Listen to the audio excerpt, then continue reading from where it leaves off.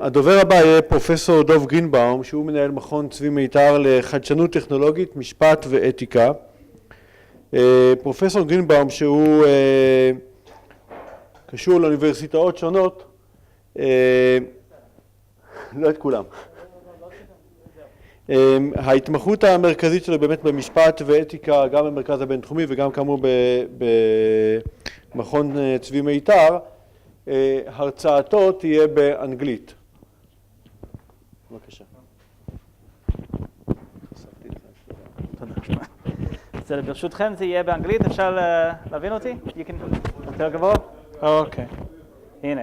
Okay, so it's going to be in English. Stop me if I speak too quickly. I have a lot to cover, and hopefully we'll get through it.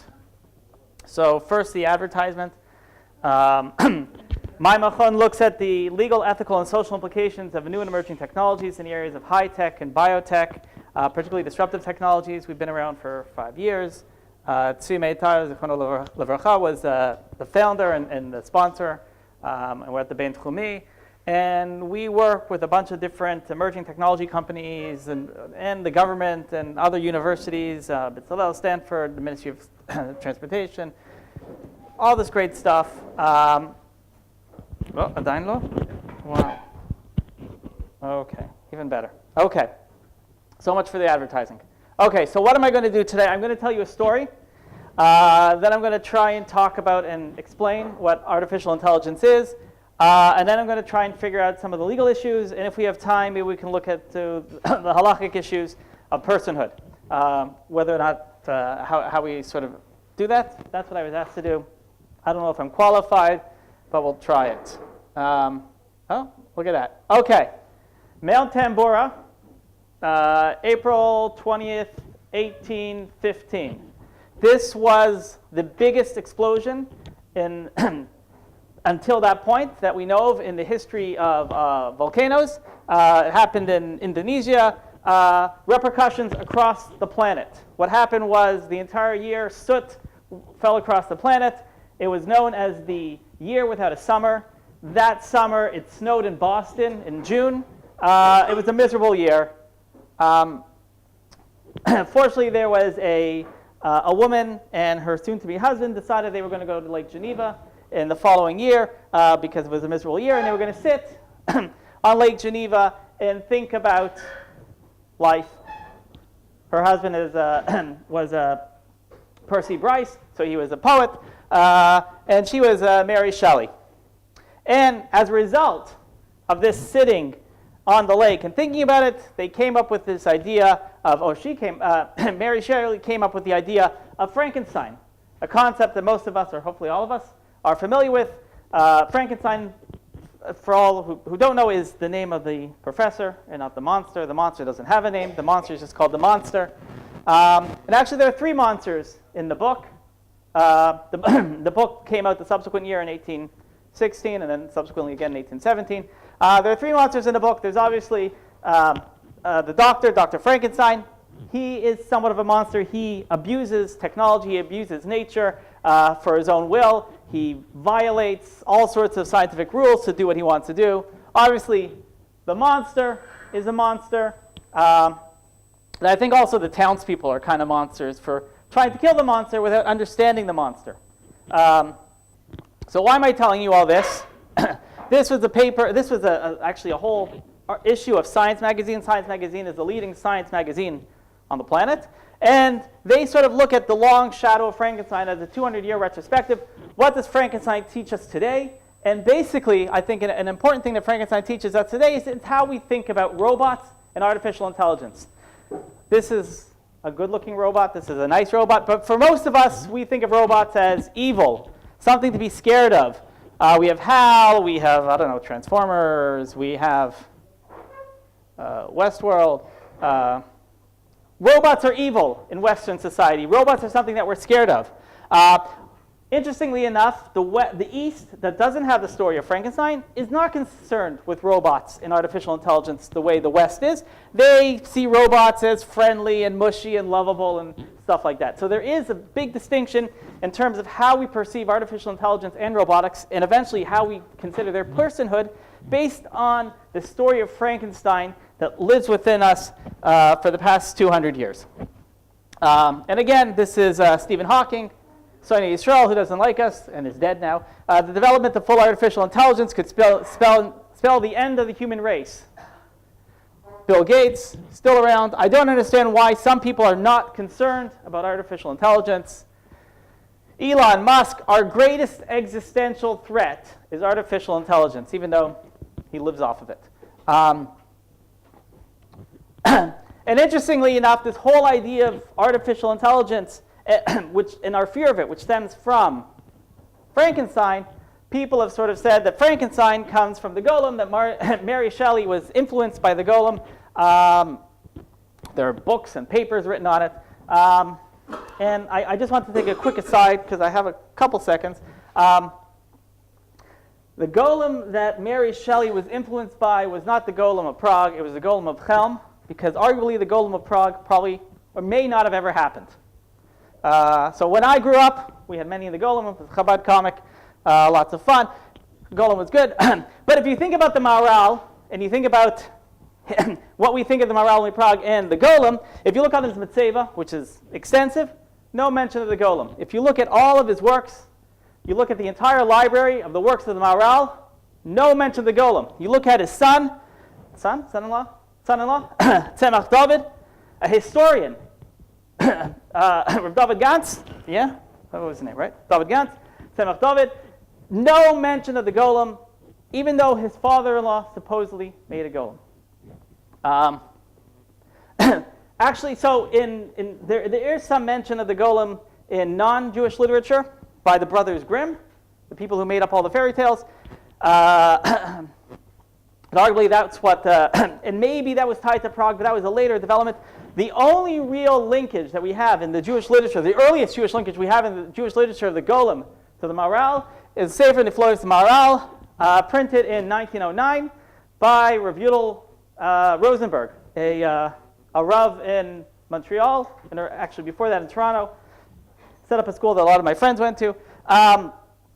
This is the first mention of the Golem of Prague associated with the Maharal.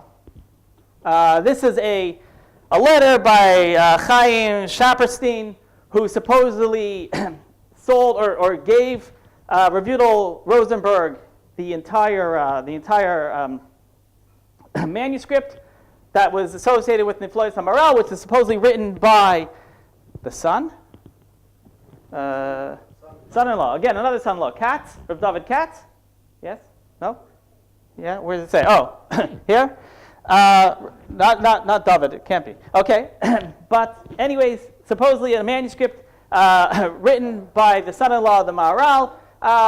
It goes through the whole story, how he had found it in the Royal Library of Metz, and and it was the only Ksav Yad that existed, and he put a lot of effort, and he sold it, or he gave it to Rav Yudel to translate. And Rav Yudel Rosenberg was a Goin Olam.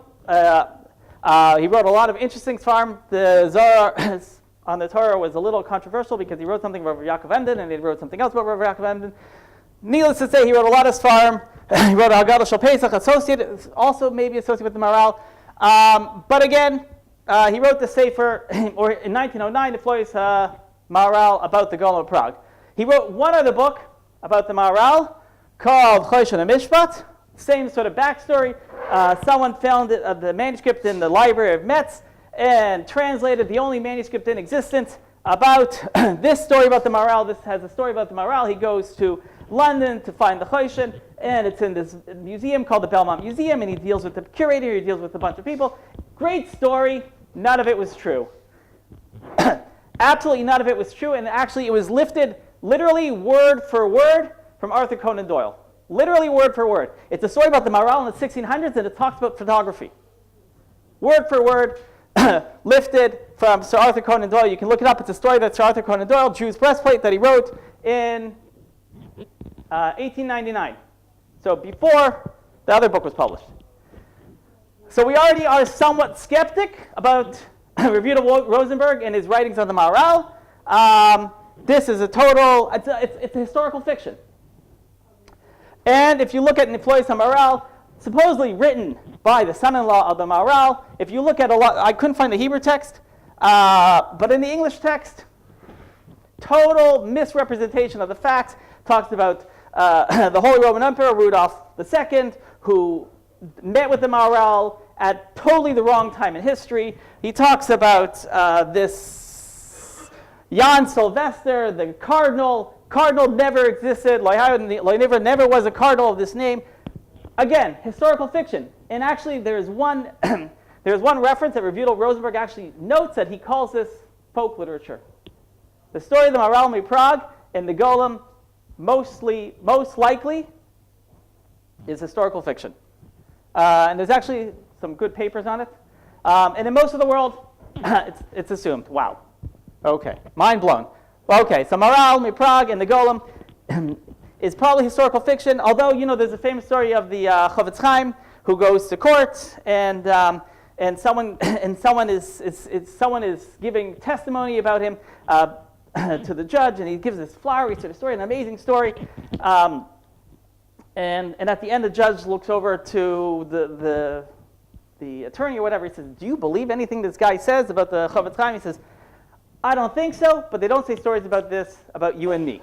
Same sort of idea. It's possible the Maharal Prague made a golem. The Vilna Gaon supposedly made a golem. He claims that he did. Or Rav Chaim Vital says, not Rav Chaim Vital, Rav Chaim Volozhin says that maybe the Vilna Gaon made a golem when he was less than 13. But the Maharal Prague probably didn't make a golem. Okay.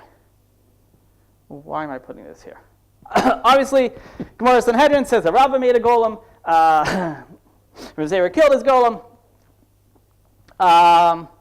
Rav Yaakov Enden talks about the golem that the Baal Shem from Chelm made.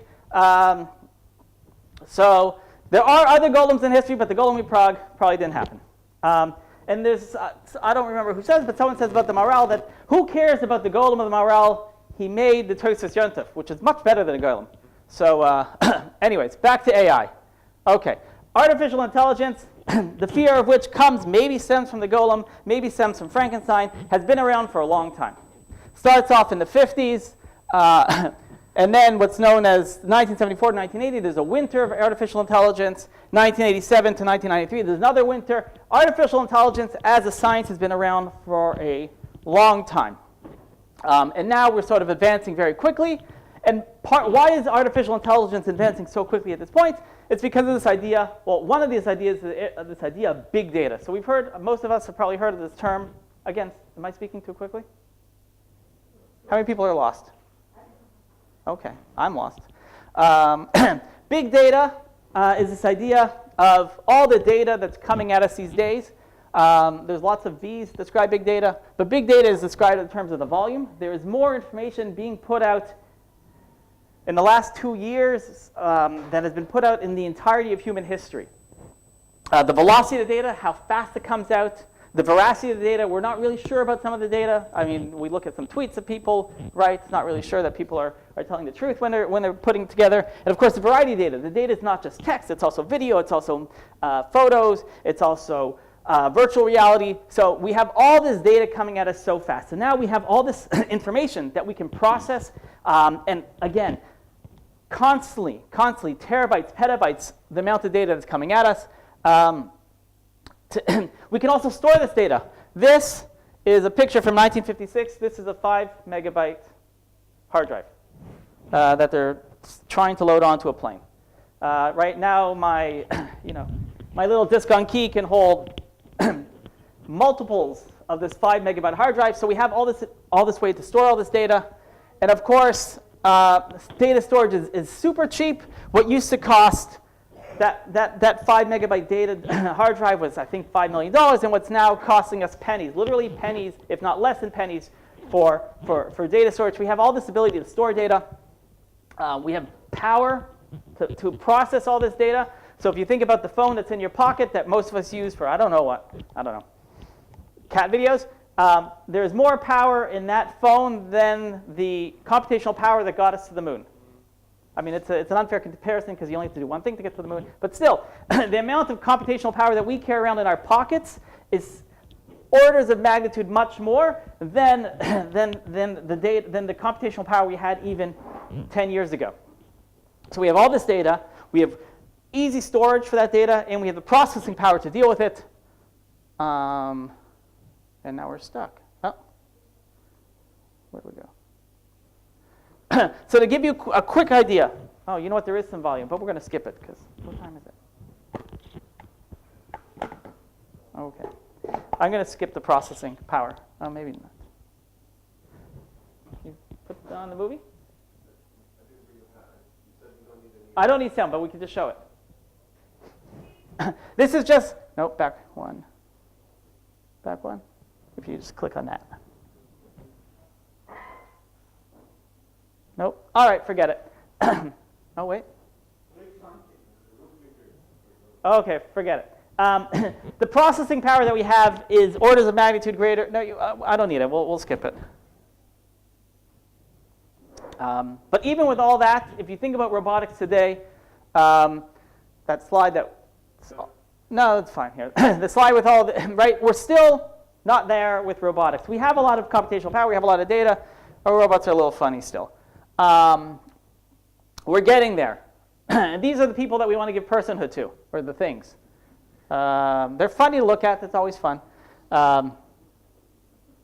So what is artificial intelligence? I've talked a lot about what we feed artificial intelligence, but what do we do with artificial intelligence? What is AI?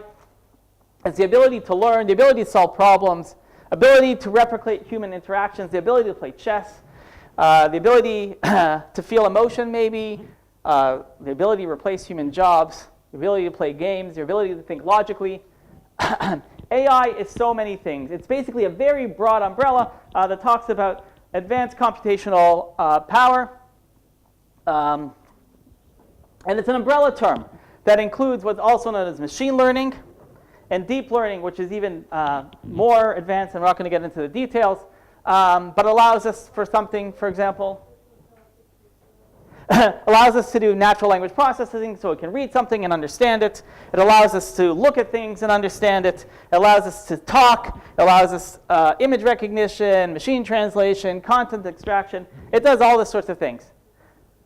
I've talked a lot. I want to look at this slide for a second, because one of the biggest issues that maybe a lot of people have a hard time understanding in terms of artificial intelligence is how powerful is it? So if you think about it, what's this? Come be please. What is this? We talked about it. We're going to eat this later. What is this? That's a dog. And what's this? A cat. Now, if you asked any 2-year-old, what's this? They'll tell you it's a dog, and they'll tell you this is a cat. Try and explain that to a machine. If you had a machine look at this picture, how would it know that this is a dog and this is a cat? What set of rules would you tell the machine to distinguish 100% of the time what is a dog and what is a cat? The amount of rules that you would have to put in are limitless. You'd have to say some dogs have pointy ears, some dogs have floppy ears, some cats also have these types of ears, some cats have whiskers, some dogs have whiskers, some dogs are this color, some cats. The amount of rules that you would have to put in to teach a machine to distinguish between these two things is incredible. Incredible. What is artificial intelligence? What is machine learning? It is the ability of the machine to figure out for itself, without a human interacting and telling you what the rules are, to figure out for itself what every 2-year-old already knows. What is the difference between this and this? How do I always know that this is a cat? And how do I always know that this is a dog? Now, artificial intelligence can actually do something a little more complicated. Which one is a muffin and which one is a chihuahua? It's a little harder, right? That's a chihuahua and that's a muffin, for those who can't tell. Right? But even this is a silly sort of example, but it's a real example. A machine has to be able to look at this and say, that's a picture of a human. That's a picture of a muffin. And the ability to do that, if you would have to code in all the sets of rules that you would have to tell a machine, because the computer is dumb for the most part. Computer just does what we tell it to do. So if we have to give it a set of rules to figure out, nearly impossible. Artificial intelligence can now, machine vision, machine learning, can set its own sets of rules. If you tell it, if you give it enough examples, and you say, this is a muffin, this is a dog, this is a dog, this is a muffin, and give it enough examples, it can start figuring it out for itself. Of course, it stumbles, and it learns also, from what we are. So there was a famous example of Microsoft put a bot into Twitter and said, here, learn how to tweet, and within 2 days or whatever, they had to take it down because it was like, it was a homophobic, racist, anti-Semitic bot, because it learns from what it reads. AI, so I've tried to explain what AI is. I think we now have absolutely no idea what it is, but we have a little better idea. AI is in everyday life. Whatever, we don't appreciate where AI is every day. A lot of you may remember Clippy, the most hated part of Microsoft Word. That was artificial intelligence. There are medical diagnostic machines that work on artificial intelligence. There are apps that now, based out of Israel, that can replace a radiologist or a pathologist. When we use Google, we're using artificial intelligence. When we use spelling and grammar checkers on our Word program, we're using artificial intelligence. So we use artificial intelligence every day, even though we don't really understand it. And of course, Israel is really big in artificial intelligence. This was compiled last year already, and these are all the companies based in Israel that are doing artificial intelligence. And of course, Israel has already spent or raised $7.5 billion to do artificial intelligence. So there's a lot of artificial intelligence. And when we think of robots, at this point, we think of artificial intelligence interacting with the environment. So an artificial intelligence is perhaps just a machine or an algorithm. When we attach it to a robot, it interacts with the environment. Maybe it's a war machine. Maybe it plays soccer. Maybe it's in manufacturing. Maybe it's keeping us safe. But in any event, this is what it does. This is hard to see because of the light. But these are all the areas where robots and artificial intelligence play a role in our daily lives. Okay. So, why do we have to start thinking about robots and personhood? Because robots are starting to replace people. You can go, there are websites. Will robots take my job? Yes. Yes, they will. Robots will eventually take a lot of our jobs. They'll take medicine jobs. They'll take manufacturing jobs. They'll take jobs of lawyers. They'll take jobs of... We can go, taxi drivers are gone. Forget about the taxi drivers. Actually, interestingly enough, psychiatrists, therapists, and people in the clergy are most likely not to lose their jobs to robots because people like talking to people. So already robots are taking jobs. So these are jobs in Amazon. These are robots that are in the Amazon warehouse just working by themselves to do the jobs that lots of people used to do. Right, these little dudes, they bring the stuff around. They're really cool. If you read the Washington Post, which I don't think anyone really does anymore, last year or 2 years ago, the Washington Post published 850 articles that were written by an AI robot. When you read the newspaper today, if you read no one reads it from cover to cover, but if you read it from cover to cover, guaranteed you've read one article that was written not by a person. And of course, we like to make our robots do the dirty work. So this robot, Zechron Levracha, they just said that he died this week. Curiosity rover, was it Curiosity? Yeah. Instead of sending people to Mars, we send robots to Mars. We send smart robots to Mars. We have robots as pharmacists, robots as astronauts, robots giving us our food, robots shooting people, robots driving. We have them all over the place. So now that they're all over and they're smart, it used to be that when we had robots, we put them in a cage. Amazon got into a lot of trouble recently for having a cage for people that worked in front of robots, because robots and people don't work well together because they're big and heavy and strong. But we need to think about giving them personhood, particularly if we want them to fight our wars, because we like having people kill people. We don't like having robots kill people. We're even having robots making other robots. And this is a recent thing in China. They have robots already as judges. So you can go, and this cute little robot will tell you in China that you get the death penalty. Almost 15,000 cases have been reviewed by robots since the thing began. And so in China, 99% of the people who go to court are found guilty anyways, so it's an easy job for robots, but it still happens. So are we going to give them personhood? Before we give them personhood, we have to think about regulating them. We have to regulate the design and production, regulate the user's behavior, regulate the efforts. And to some degree, we have some laws about regulating robots. Isaac Asimov had some laws about regulating robots. No one takes this seriously, although they all talk about it. Robots shouldn't hurt people. Robots should obey our orders. We're trying to tell robots what to do. But if we give robots personhood, if we give artificial intelligence personhood, do they have to listen to these rules? Or can they decide to do what they want to do? So let's think about personhood. It's really bright here. Can we see this? Not so well. All right. I guess there are lights. Okay. So why did I put up a picture of a monkey in a shirt? Because we do give personhood to non-human things. We give personhood to some degree to corporations. Here. So for the longest time, this is a book from 1909. One who has rights but not duties, or duties with no rights, is a person, is legally a person. The examples given in 1909 were a king has rights and no duties, and a slave has duties and no rights. But at the end of the thing, he talks about animals, inanimate objects, such as ships, corporations, we all supernatural beings, idiots, abnormal human beings, those are his words, we give those legal personhood in the world. Man, can't really see this. I should have. This basically says, this is a whole website, the whole group called the Non-Human Rights Project. We can't see anything. Okay. The Non-Human Rights Project basically says that they want to give more personhood to monkeys and to animals. So what would it mean to give personhood to an animal or to a person? Are we over time? How are we doing in terms of time? Oh, we're good? Keep on going? What would it mean to give personhood to an animal? So this is a monkey. Anyone know this monkey? He took a selfie. This is a monkey that took his own selfie, and the photographer said, the picture is mine, and the people representing the monkey said, no, the monkey owns the picture. He has zchuyot yotzrim in his own picture. The law is clear, the monkey doesn't have zchuyot yotzrim. It was a waste of time for the courts, but this is an idea of personhood. We should give personhood to non-human things, to this monkey who should have intellectual property rights.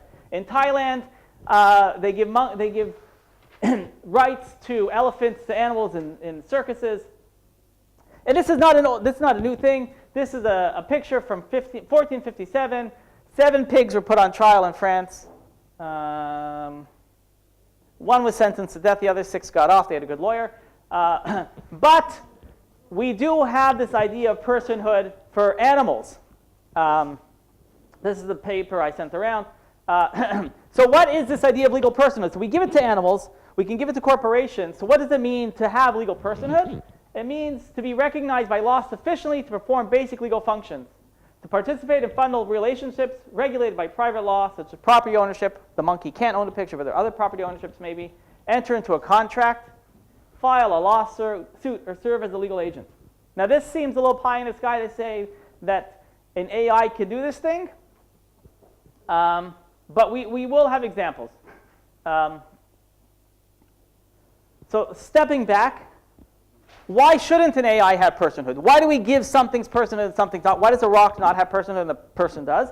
So the law basically, the commentators basically say it's because of the self-worth of a person, the capability to suffer, consciousness, the idea of dignity, the idea that a person can be intentional, that has desires and interests, some sort of morality. So the law gives people personhood because of these things.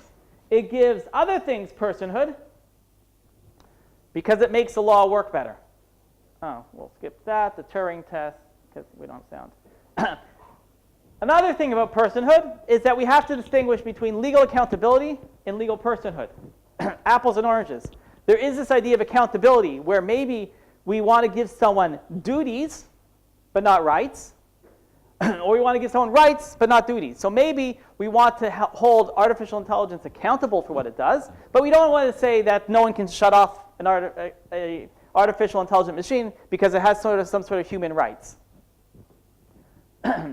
So in the history of mankind, we give lots of people, it turns out we give lots of things personhood. We give animals personhood. We give embryos personhood.